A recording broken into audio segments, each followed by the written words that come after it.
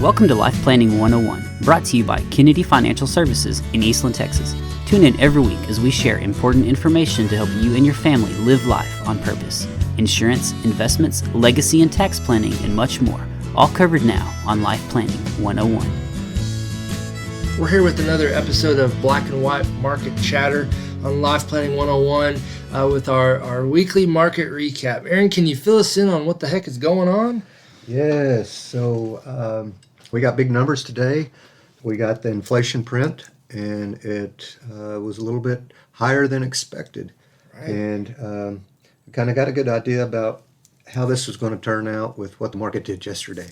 You know, there was obviously some leak somewhere or something, but it was a pretty big down day on Thursday, and doing the same today. And I think last print was about 8.3, and a lot of people were thinking that was peak inflation, and it comes in at 8.6. New high. Yes. I think Paulson, I was listening to him this morning, and he's a CIO for Luthold, and he was saying, yeah, oil's being inflationary, but everything else is going the other way. Food prices are coming down, and autos are coming down, and it's like... Not one of those things came down. Not one of those things came down, so... I really don't know what country he's been living in to see those things, but I haven't seen his research, and obviously it neither had anybody else. Right. Well, we can hope. I mean, our hope is that things come down, right? So tell me, what is the Fed saying to this?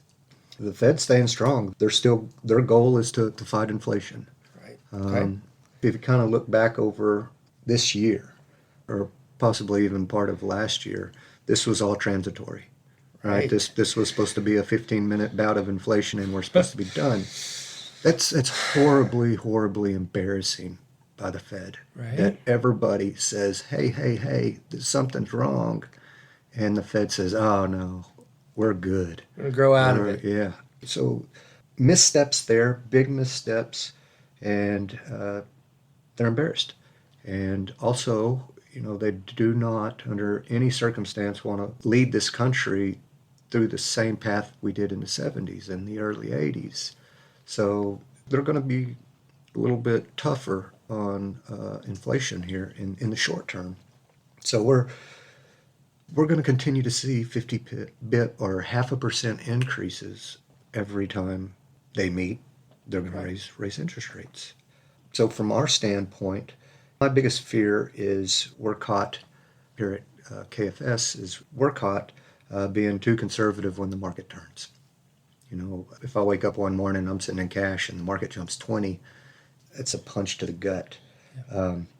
With everything that's going on, it's just reiterating that we're not even close. We still have time.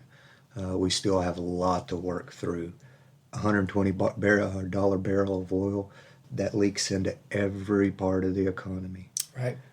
We've just starting from transport cost at the wellhead all the way to trucking your groceries to the store, building plastics. It affects everything, and costs are going to continue to rise. We got two choices: increase prices or bankruptcy. Because companies, as much as we want to believe, hey, the company needs to do the right thing. They just don't raise prices, do the right thing. But in reality, they cannot do that. No. If expenses outpace income for too long, that company becomes insolvent. So the real option is to continue to raise prices as expenses increase. Right.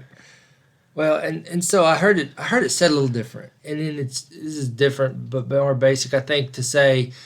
So some people can't get around the higher fuel prices, like commuters as such. They're going to pay it because they have to. And they said, why is diesel higher than gas? Well, because there's only one grade of diesel that you can drive on the highway with. And it was like, whoa, what a reality check to that. But they're going to pay the prices at the pumps.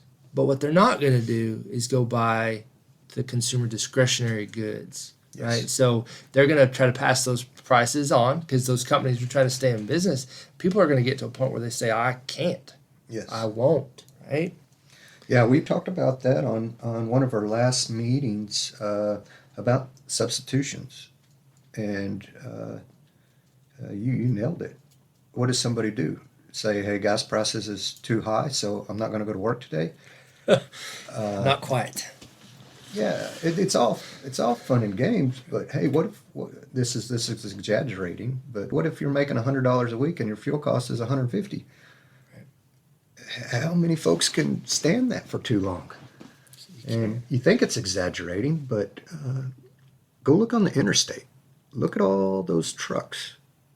So maybe mom and pop aren't in that predicament right now, but I can promise you trucking companies are. Mm-hmm. You like smooth roads? What about those dump trucks that are going out there fixing your highways? Can't do it.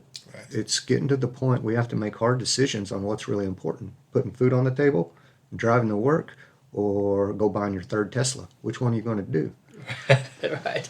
So that's right. That's right. So with the inflation going up, right, which has caused the market to have a more of a corrective day. Positive to that, we have plenty of dry powder.